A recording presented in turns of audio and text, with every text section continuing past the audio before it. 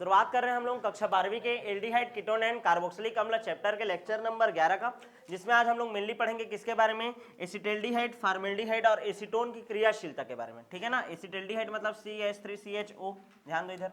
ठीक है, एक मिनट ना, ठीक ध्यान दो।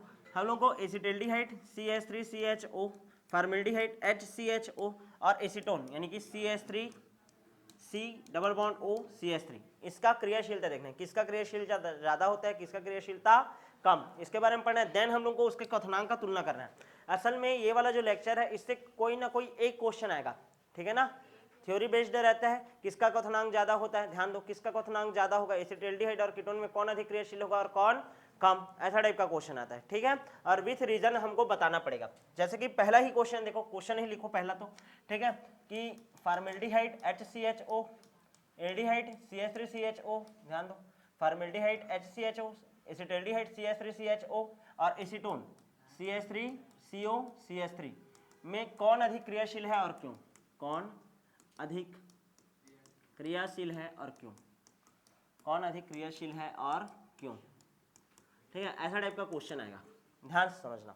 ठीक है, और मैं तुम लोगों को इसका रीजन बता रहा हूं, ध्यान समझना ना, निर्धारण करना है कौन अधिक क्रियाशील है और क्यों। क्लियर है, ध्यान से समझ लो, एक मिनट ना। ठीक मान लो ये हमारा कार्बोनिल यौगिक है, कार्बोनिल यौगिक में दोनों आता है, एल्डिहाइड भी और कीटोन भी। इस एल्डिहाइड में कार्बन परमाणु पर, ठीक है ना, कार्बन परमाणु पर यदि इलेक्ट्रॉन घनत्व का मान क्या हो जाए आपका, ध्यान दो, इलेक्ट्रॉन घनत्व का मान क्या हो जाए, ज्यादा, इलेक्ट्रॉन घनत्व का मान क्या हो जाए, ज्यादा, तो क्रियाशीलता कम होती है, बस इतना याद रखना है। तो क्रियाशीलता क्या हो जाती है, कम। यहाँ तक क्लियर है कि नहीं, ध्यान से समझना। ठीक, ध्यान से समझो। मान लो इलेक्ट्रॉन घनत्व का मान क्या हो जाएगा, ज्यादा, तो क्रियाशीलता क्या हो जाती है, कम। क्लियर है। अब ये पूरा डिसाइड कौन करेगा, ठीक है, क्रियाशीलता कम कैसे होगा, ध्यान से समझना। दो समूह होता है, एक तो प्लस आई इफेक्ट दिखाने वाला होता है और एक minus I. Plus I effect मतलब इलेक्ट्रॉन प्रतिकर्षी समूह, कौन होता है, इलेक्ट्रॉन प्रतिकर्षी समूह, जो इलेक्ट्रॉन दान देता है। माइनस आई इफेक्ट मतलब इलेक्ट्रॉन आकर्षी समूह, क्या होता है, इलेक्ट्रॉन आकर्षी समूह। यहाँ तक क्लियर है कि नहीं। ठीक है, दिमाग में छापना है। ठीक है, कि इस कार्बन परमाणु पर यदि इलेक्ट्रॉन घनत्व का मान ज्यादा होगा तो क्रियाशीलता कम होती है, क्रियाशीलता क्या होती है, कम। यहाँ तक समझ आया।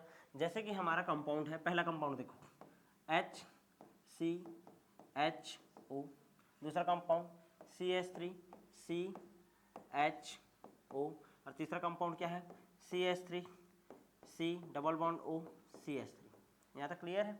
अब ध्यान से देखो, यहाँ प्लस आई इफेक्ट दिखाने वाला ये दोनों है, सबको पता है शुरू से, ये क्या दिखाता है, प्लस आई, मतलब ये इलेक्ट्रॉन क्या करता है, प्रतिकर्षित करता है। क्या करता है, इलेक्ट्रॉन प्रतिकर्षित, इलेक्ट्रॉन प्रतिकर्षित कर रहा है तो इलेक्ट्रॉन घनत्व का मान यहाँ पास क्या होगा, ज्यादा होगा।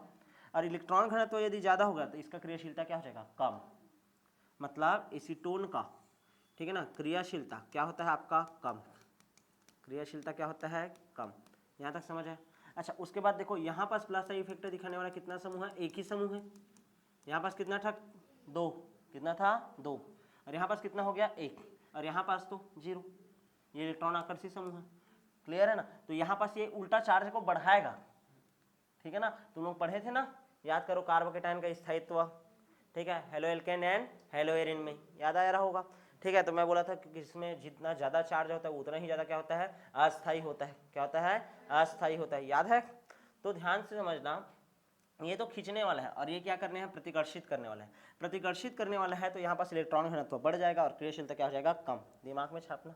यानी कि जो कीटोन होता है उसका क्रियाशीलता क्या होता है, कम, और एल्डिहाइड का क्रियाशीलता क्या होता है, ज़्यादा। तो उस हिसाब से HCHO, CH3CHO और CH3CO CH3, इसमें चलो बताओ किसका क्रियाशीलता सबसे ज़्यादा होगा, HCHO, उसके बाद CH3CHO, और सबसे कम किसका होता है, एसीटोन का। किसका होता है, एसीटोन का। क्लियर है कि नहीं, हो गया आंसर, मिल गया कि नहीं।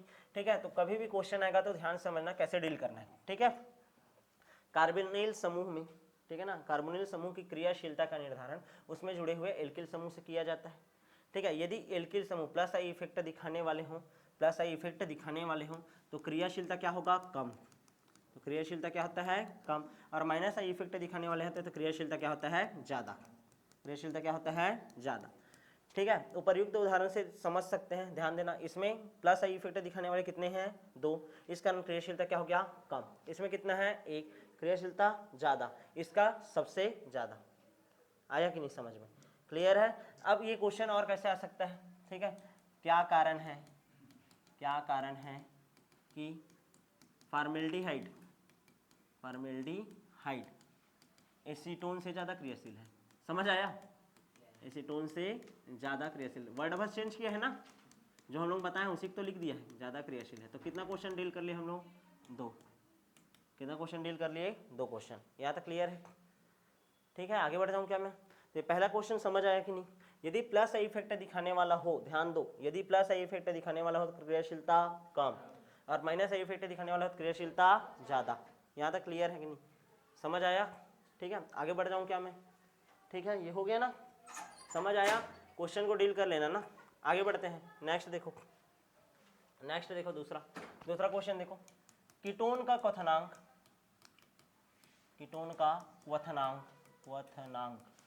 ठीक ना, एल्डिहाइड की अपेक्षा अधिक होता है, क्यों? एल्डिहाइड की अपेक्षा अधिक होता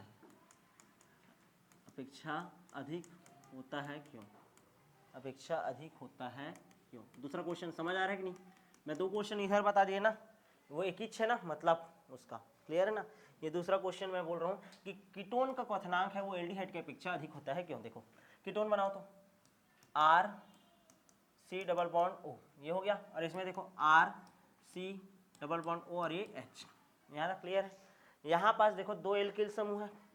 कितना एल्किल समूह है? 2 एल्किल समूह। अब ध्यान समझना, ये दोनों के दोनों कैसे रहते हैं? माइनस इफेक्ट दिखाने वाले कि प्लस आई इफेक्ट दिखाने वाले? प्लस आई इफेक्ट दिखाने वाले। क्या? प्लस आई इफेक्ट दिखाने वाले। यहाँ तक क्लियर है कि नहीं? माइनस आई वाला भी हो सकता है, प्लस आई इफेक्ट वाला भी हो सकता है, यानी ये तो इलेक्ट्रॉन आकर्षित करता होगा, ये तो इलेक्ट्रॉन प्रतिकर्षित करता होगा। क्लियर है कि नहीं? और जब इलेक्ट्रॉन आकर्षित या प्रतिकर्षित करता होगा तो इसमें द्विध्रुव बनता होगा, मतलब एक प्लस चार्ज और एक माइनस चार्ज। समझ आ रहा है कि नहीं? यानी यहाँ पास द्विध्रुव कितना बन सकता है? 2, और यहाँ पास कितना द्विध्रुव बन सकता है? 1। कितना बन सकता है? 1। अब ये 2 द्विध्रुव बना सकता है तो आसानी से, ध्यान समझना, हाइड्रोजन बॉन्ड बना सकता होगा, या फिर किसी भी कंपाउंड के साथ बॉन्ड बना करके जुड़ सकता होगा, क्योंकि इसके पास 2 ठोक समूह है ना, एल्किल समूह, और इसके पास कितना है? 1। यदि ये ज़्यादा अच्छे से बॉन्ड बनाकर रहेगा तो इसका मेल्टिंग पॉइंट या बॉइलिंग पॉइंट का मान क्या होगा? ज़्यादा होगा, और इसका क्या होगा? कम। आया कि नहीं समझ में? क्लियर है? ध्यान समझना, अधिक ध्रुवीय होता है, ध्यान देना, ठीक है ना। कीटोन जो रहता है क्या होता है? अधिक ध्रुवीय होता है, अधिक ध्रुवीय, क्योंकि कितना एल्किल समूह है जी? 2 एल्किल समूह उपस्थित है, 2 एल्किल समूह इसके पास क्या है? उपस्थित है। यहाँ तक क्लियर है नहीं? इस कारण इसका द्विध्रुव आकर्षण बल का मान भी क्या होगा? ज़्यादा। और द्विध्रुव आकर्षण बल का मान यदि ज़्यादा है, ठीक है, यानी कि आपस में आकर्षण करने का बल ज़्यादा है, तो इसका क्वथनांक भी क्या होगा? ज़्यादा। डील करो, बस खत्म। क्वथनांक क्या होगा? ज़्यादा। ऐसे ही याद रखना ना, इसमें 2 एल्किल समूह होता है, 2 एल्किल समूह होने के कारण अधिक ध्रुवीय होता है, और द्विध्रुव आकर्षण बल का मान भी क्या होता है? ज़्यादा। इस कारण इसका क्वथनांक क्या होता है? ज़्यादा। क्लियर हो गया? दोनों चीज़ डील हो गया? आया कि नहीं समझ में? ठीक है, लिख लिए, एक बार और पढ़े। देखो यहाँ पास देखो, ये कीटोन है, ये एल्डिहाइड है, RCOR RCHO एल्डिहाइड। अब यहाँ पास देखो 2 ठोक R है, 2 ठोक R है, ध्यान देना। यदि इलेक्ट्रॉन आकर्षित करेगा या प्रतिकर्षित करेगा, आकर्षित करेगा, बाई चांस आकर्षित करेगा तो इसमें आएगा माइनस चार्ज, इसमें आएगा प्लस चार्ज, यहाँ पास भी माइनस चार्ज, इधर भी प्लस चार्ज। 2 द्विध्रुव बन गया, 2 द्विध्रुव बन सकता है, 2 एल्किल समूह है तो, और द्विध्रुव बन रहा है तो आकर्षण बल का मान भी क्या होगा? ज़्यादा। तो इसको तोड़ने के लिए, या सॉरी इसको वाष्पित करने के लिए या तो गलाने के लिए ज़्यादा टेम्परेचर पड़ेगा, मतलब मेल्टिंग पॉइंट और बॉइलिंग पॉइंट का मान क्या होता है? ज़्यादा। आया समझ में? और इसमें केवल एक समूह है ना, मतलब कितना द्विध्रुव बनेगा? केवल 1। आया?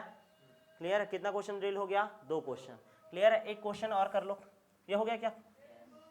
ठीक है, क्वेश्चन ध्यान दो ना। कैनिजारो अभिक्रिया फॉर्मेल्डिहाइड देता है, ठीक है ना, जबकि एसिटाल्डिहाइड नहीं देता, क्यों? क्वेश्चन क्या बोला हूं मैं? कैनिजारो अभिक्रिया केवल कौन देता है? फॉर्मेल्डिहाइड। एसिटाल्डिहाइड नहीं देता है, क्यों? नहीं देता है, क्यों? तुम लोगों को क्या बोला था? कैनिजारो रिएक्शन के लिए शर्त है, क्या शर्त है? कि अल्फा हाइड्रोजन विहीन होना चाहिए। कंपाउंड कैसा होना चाहिए? अल्फा हाइड्रोजन विहीन। अब देखो HCHO बनाते हो, HC डबल बॉन्ड O और ये H, अब देखो ये मेन कार्बन है, क्रियात्मक समूह वाला है, इसके अगल बगल में कोई कार्बन है क्या? नहीं। यदि अगल बगल में कोई कार्बन रहता तो उसको अल्फा कार्बन बोलते। समझ आ रहा है नहीं? अगल बगल में कोई कार्बन रहता, ध्यान समझना, अगल बगल में कोई कार्बन रहता तो उसको क्या बोलते हैं हम लोग? अल्फा कार्बन बोलते हैं। लेकिन इसमें अल्फा हाइड्रोजन, अल्फा कार्बन नहीं है, अल्फा कार्बन नहीं है तो अल्फा हाइड्रोजन होगा क्या? नहीं। तो देखो कैनिजार रिएक्शन में क्या होता है? HCHO है, ठीक, किसकी उपस्थिति में? NaOH की उपस्थिति में क्रिया करता है। इसी का एक बार क्या होता है? ऑक्सीकरण, और इसी का एक बार क्या होता है? अपचयन। यदि इसका ऑक्सीकरण होगा, ध्यान समझना, यदि इसका ऑक्सीकरण होगा तो क्या बनेगा? HCOOH, ठीक है। चूंकि यहाँ पास HCOOH ना बन करके क्या बनता है? Na आ जाता है, HCOONA बनता है, सोडियम फार्मेट बनता है। और इसी का अपचयन होगा तो क्या बनता है? एल्कोहल। क्या बनता है? एल्कोहल। और एक कार्बन वाले एल्कोहल का नाम क्या है? CH3OH, methanol. क्या है? मिथेनॉल। पढ़े थे ना तुम लोग, ठीक है। ध्यान दो, क्या बोला था? ROH है, इसका ऑक्सीकरण होता है RCHO बनता है, इसका ऑक्सीकरण होता है RCOOH बनता है। यहाँ तक क्लियर है? अब मैं क्या बोल रहा हूँ कि ये ध्यान देना, एल्डिहाइड है, एक कार्बन वाला एल्डिहाइड है, मतलब HCHO है।